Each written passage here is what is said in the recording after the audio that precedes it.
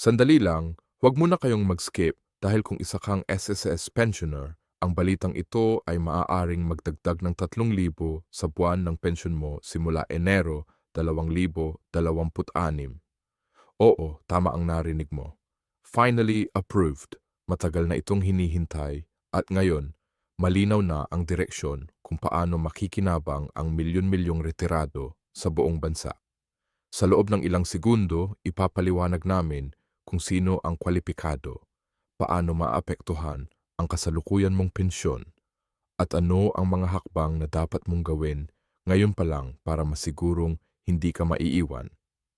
Marami ang nag-aakala na automatic ito para sa lahat, pero may mahahalagang detalye na dapat mong malaman para maiwasan ang pagkabigla sa payout.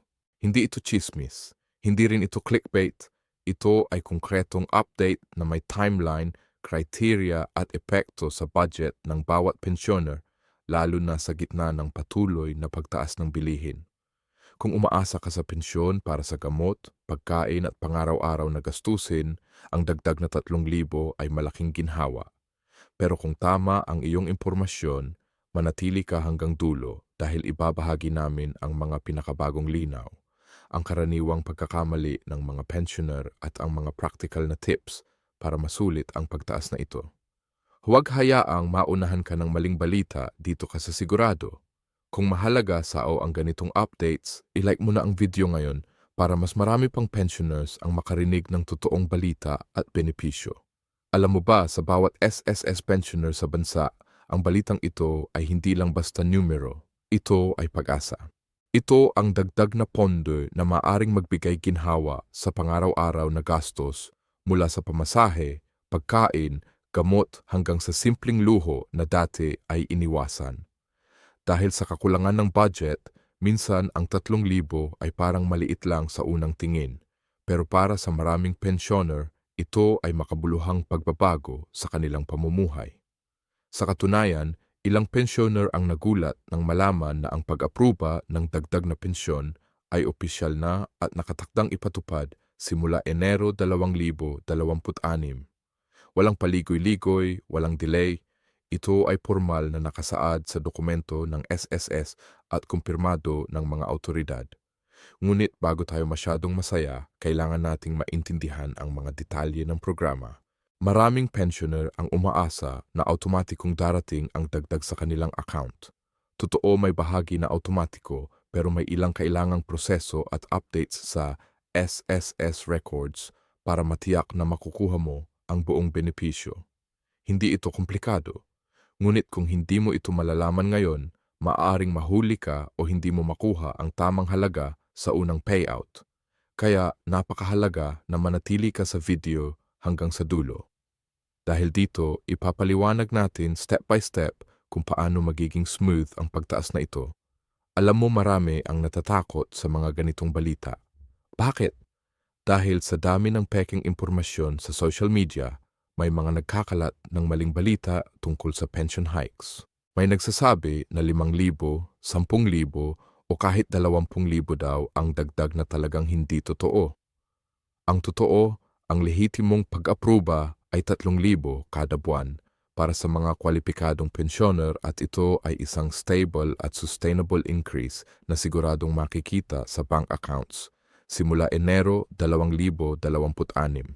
Ngayong alam mo na ang eksaktong halaga. Pag-usapan natin ang kung sino ang kwalipikado. Una, dapat ikaw ay aktibong nakarehistro sa SSS bilang pensioner. Pangalawa, ang iyong pension status ay hindi pending o may iba pang administrative issues. At pangatlo, ang pagbabayad ng SSS contributions mo noong panahon ng iyong trabaho ay dapat kumpleto at na-validate. Kung alinman sa mga ito ay hindi tugma, maaring madelay ang iyong benepisyo. Kaya ngayon pa lang, magandang ideya na suriin ang iyong SSS account, i-update ang mga impormasyon at siguraduhin na walang pending issues. Ngayon, marami ang nagtataka. Paano ba talaga nakakaapekto ang dagdag na 3,000 sa pangaraw-araw na buhay? Isipin mo ito.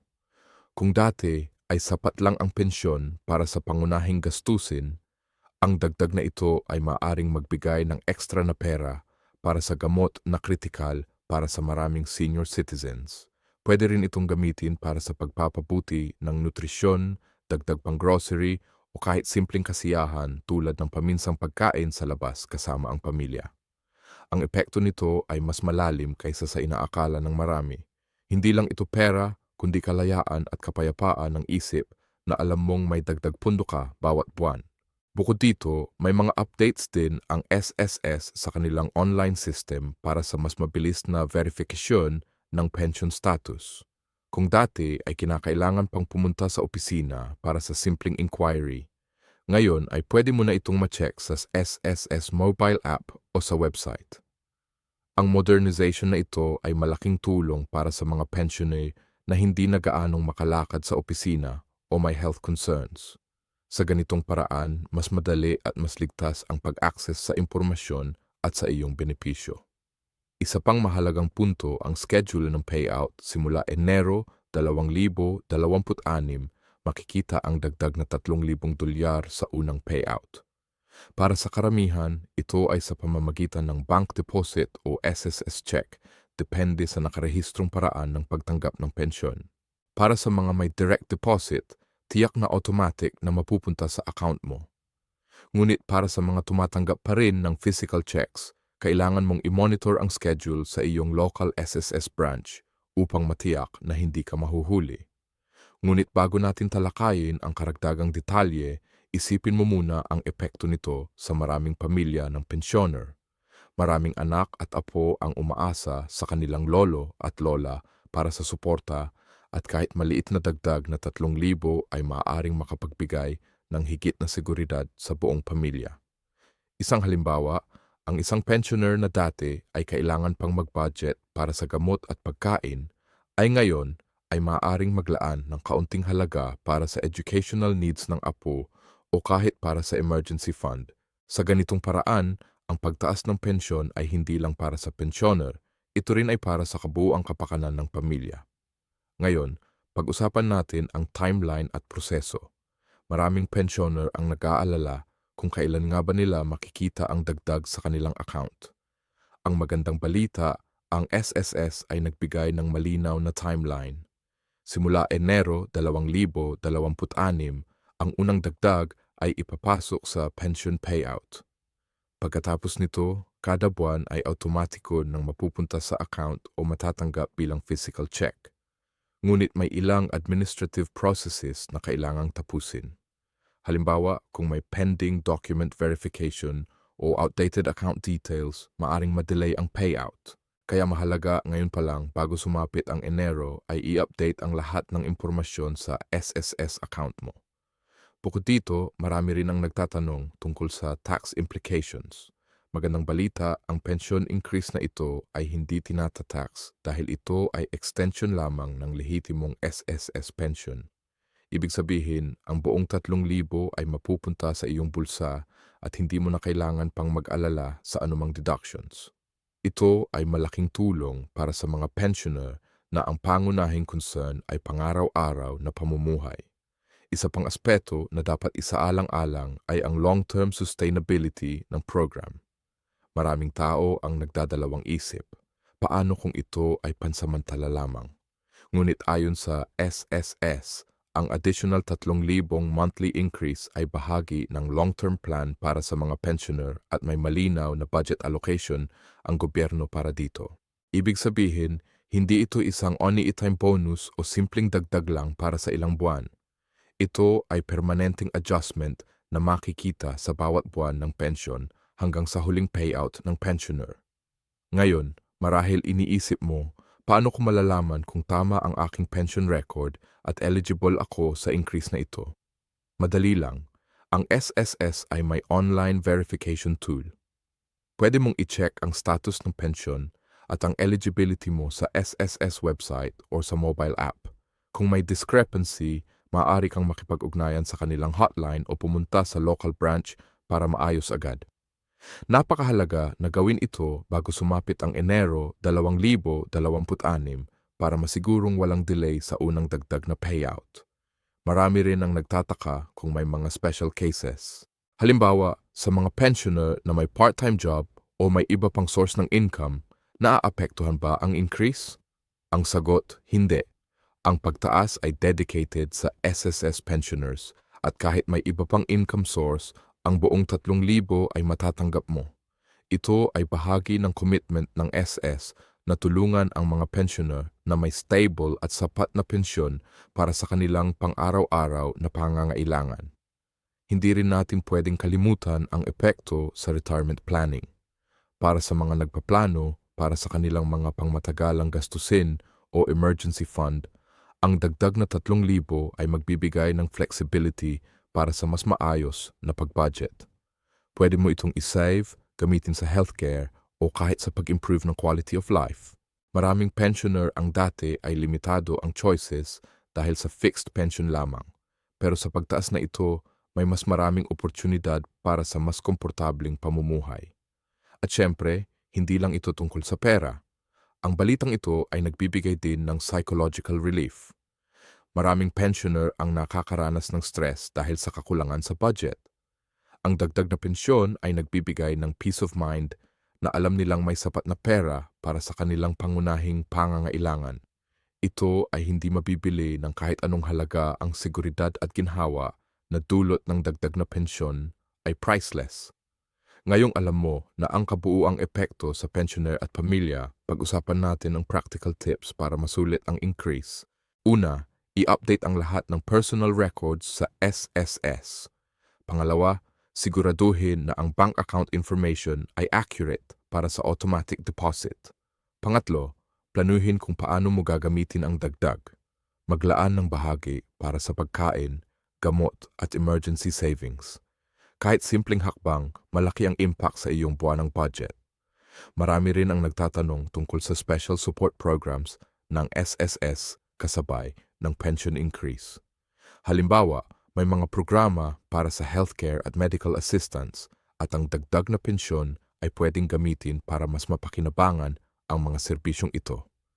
Ito ay isang malaking oportunidad para sa mga pensioner na mas mapangalagaan ang kanilang kalusugan na isa sa pinakamahalagang aspeto ng buhay sa pagtanda. Ngayon, pag-usapan natin ang mga real-life scenarios na makikita natin sa maraming pensioner. Isipin mo si Mang Ramon, isang retiradong guro sa probinsya. Buwan-buwan, kinakailangang mag-budget si Mang Ramon para sa gamot, pagkain, kuryente at pamasahe. Sa dati niyang pensyon, halos wala nang natitira sa huli ng buwan. Pero simula Enero 2026 dahil sa 3,000 monthly increase, magkakaroon siya ng pagkakataon na maglaan ng dagdag para sa gamot at nutrisyon at kahit paminsang makabili ng gulay at karne na dati ay limitado lamang. Ang simpleng dagdag na ito ay maaaring magbigay sa kanya ng kalayaan sa pamumuhay. Hindi na kailangan pang mag-alala kung sapat pa ang pera sa katapusan ng buwan. O kaya naman si Aling Nena, isang retiradong nurse sa lungsod. Sa kanya ang dagdag na pensyon ay hindi lamang para sa pangaraw-araw na gastusin. Ginagamit niya ito upang magtabi ng emergency fund. Isang bagay na dati ay hindi niya magawa. Kahit may maliit na problema sa bahay o medikal na gastos, hindi na siya kailangan pang manghiram o mag-alala kung saan kukunin ang pera. Ang psychological relief na dulot nito ay hindi matatawaran. Ngunit hindi lang sa simpleng dagdag sa wallet ang epekto. Maraming pensioner ang natutong mas planado sa kanilang finances dahil sa bagong increase. Halimbawa, si Mang Benigno, isang retiradong empleyado sa gobyerno, ay nagdesisyon na gamitin ang dagdag na pensyon para sa microinvestment at savings. Sa ganitong paraan, ang 3,000 ay hindi lang pera para sa buwanang gastusin, kundi investment para sa hinaharap. Ang konseptong ito ay bagong perspektiba para sa maraming pensioner. Ang dagdag na pensyon ay pwedeng maging tool para sa financial empowerment. Ngayon, isa pang mahalagang bagay na dapat pag-usapan ay ang common misconceptions tungkol sa increase. Una, marami ang iniisip na automatic lahat ay matatanggap. Totoo, pero may mga dokumento at account updates na kailangang gawin. Kung hindi, maaring madelay ang unang payout. Pangalawa, may nag-aakalang ito ay isa lamang one-time bonus. Mali, ang 3,000 ay permanent adjustment sa monthly pension at makikita sa bawat buwan ng payout simula Enero 2026. Pangatlo, may mga nagtataka kung may epekto ito sa iba pang benefits. Ang sagot, walang pagbabago sa ibang benepisyo. Ang increase ay nakalaan lang sa SSS pension. Bukod dito, maraming pensioner ang nagtataka kung paano ito makakaapekto sa kanilang healthy planning. Ang totoo, dahil sa dagdag marami ang makakapaglaan ng pera para sa mas maayos na gamot at preventive check-ups. Isang simpleng halimbawa, kung dati ay kulang ang budget para sa buwan ng maintenance medicine, ang dagdag na 3,000 ay maaaring gamitin para siguraduhin hindi napuputol ang treatment. Ang ganitong aspeto ay kritikal dahil kalusugan ang isa sa pinakamahalagang asset ng bawat senior citizen. Pag-usapan din natin ang impact sa pamilya. Maraming anak at apo ang umaasa sa tulong ng pensioner. Sa karagdagang 3,000, maaring masustentuhan ang school allowance ng apo, paminsang pagkain sa labas, o kahit simpleng panggastos sa bahay. Ang epekto nito ay hindi lang sa personal na buhay ng pensioner kundi sa kabuuang kalidad ng pamumuhay ng pamilya. Ngunit hindi rin mawawala ang tanong, paano kung may part-time income ang pensioner? Ang sagot, simple lang. Ang increase ay hindi nakabase sa ibang income. Kahit may part-time job o negosyo, ang 3,000 ay matatanggap ng buo.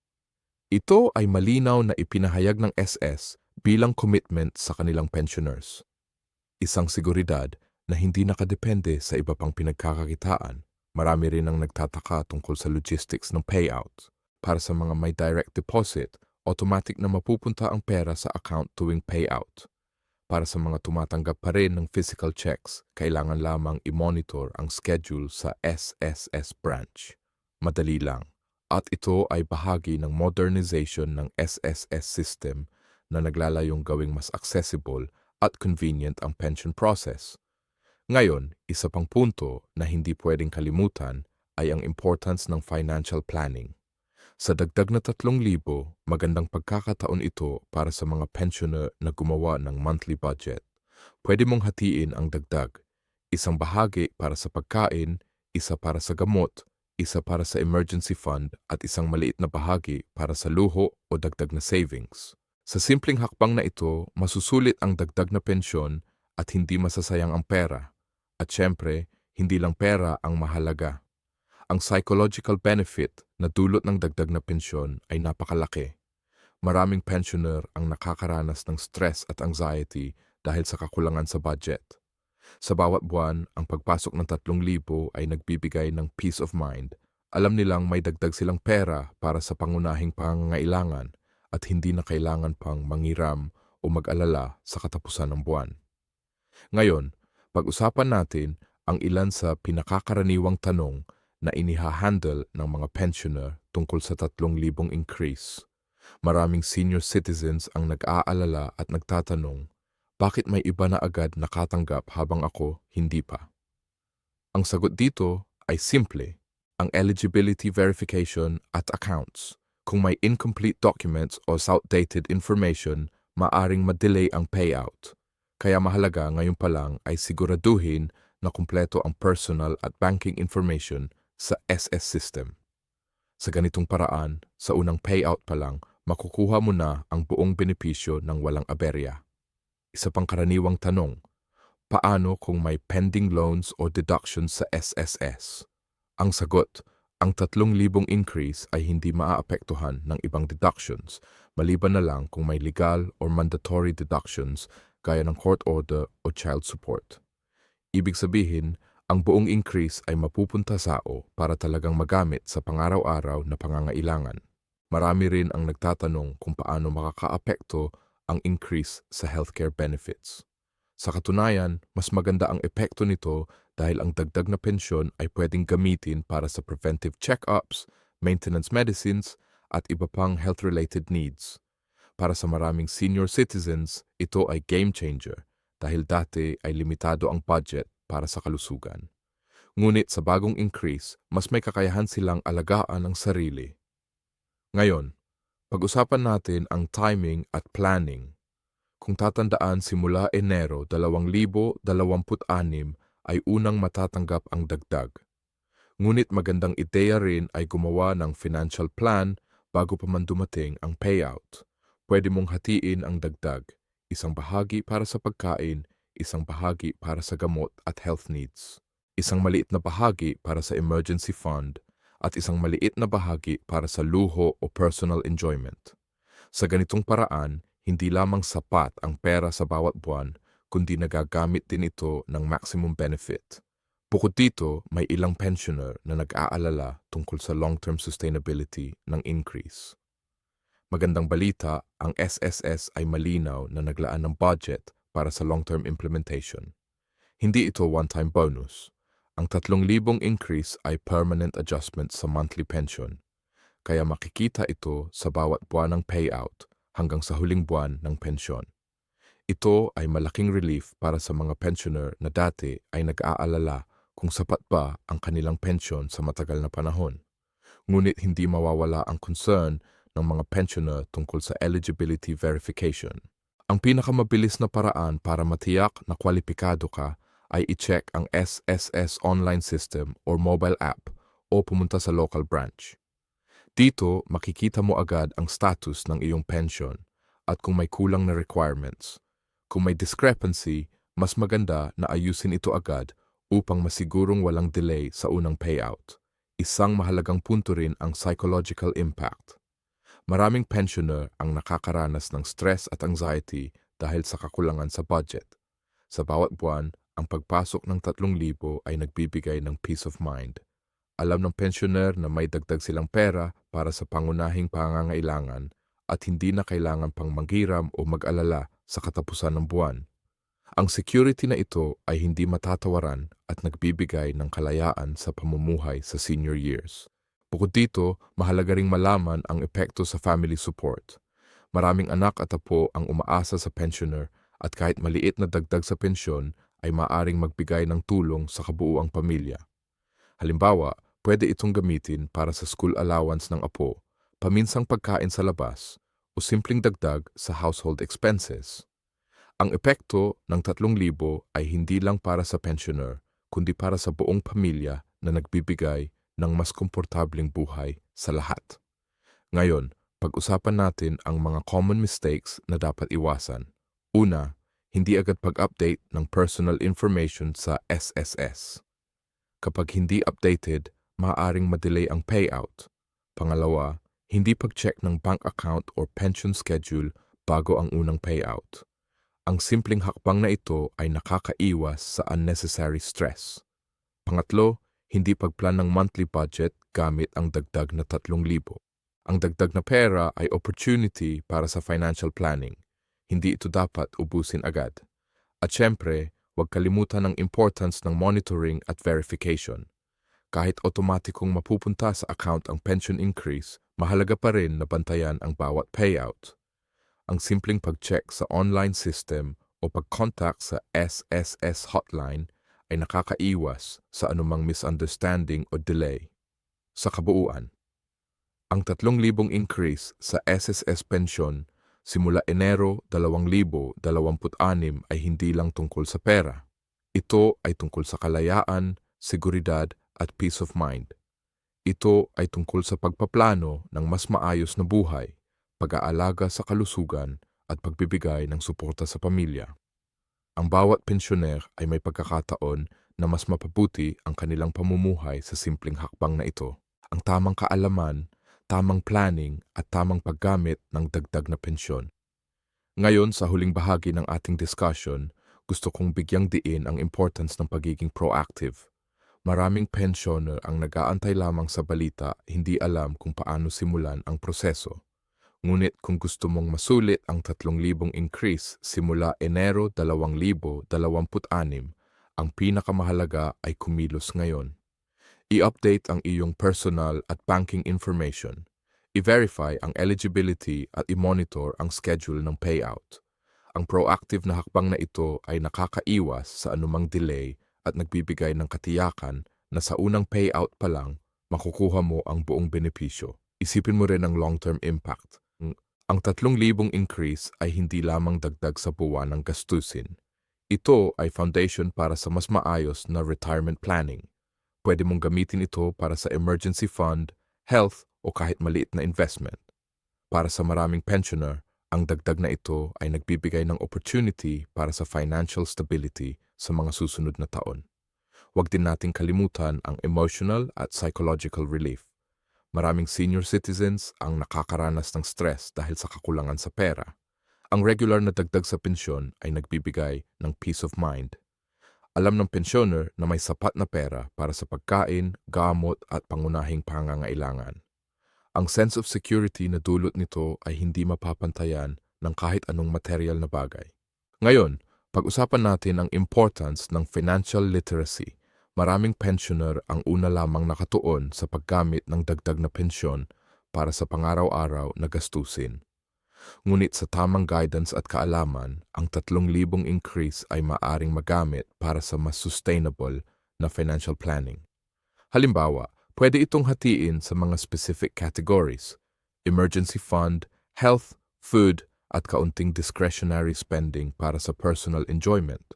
Sa ganitong paraan, hindi lang sapat ang pera sa buwan, kundi nagagamit ito sa pinakamataas na benefit. Isa pang mahalagang punto, community support. Maraming pensioner ang natutulungan ng kanilang kapwa sa pamamagitan ng dagdag na pensyon. Halimbawa, pagbibigay ng kaunting tulong sa kapitbahay, paminsang pagbahagi sa mga nangangailangan o pag-participate sa local programs ng senior citizens. Ang dagdag na pensyon ay hindi lamang para sa sarili, kundi pwede ring magdulot ng positibong epekto sa komunidad. Hindi rin mawawala ang mga success stories na inspirasyon sa lahat. Maraming pensioner ang naging mas maayos ang buhay dahil sa dagdag na pensyon.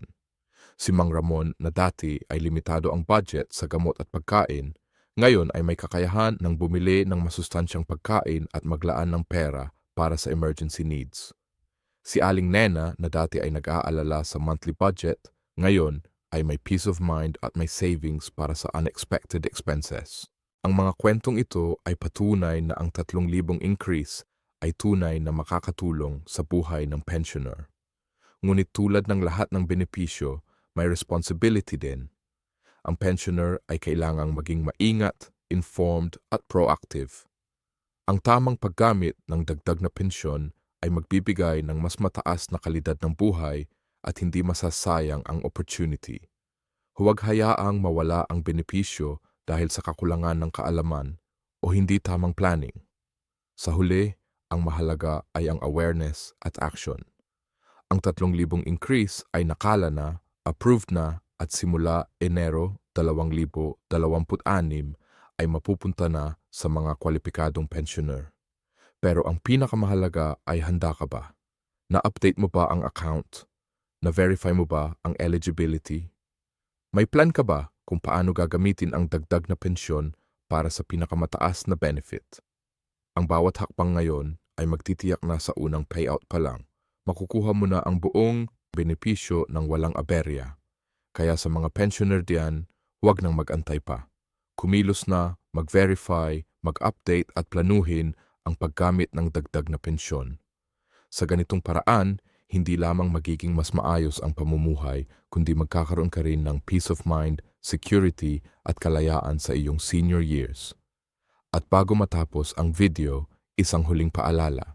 Kung mahalaga sao ang ganitong updates, kung gusto mong maging fully informed at hindi mahuli sa anumang pension news, i-like mo na ang video ngayon at siguraduhing ma-notify ka sa susunod na importanteng updates.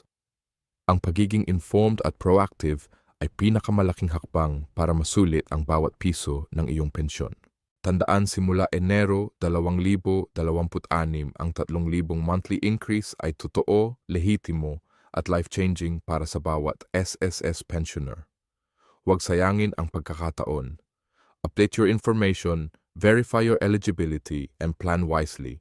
Ang bawat hakbang mo ngayon ay magbibigay ng mas maayos, secure at comfortable na buhay sa mga susunod na taon. M1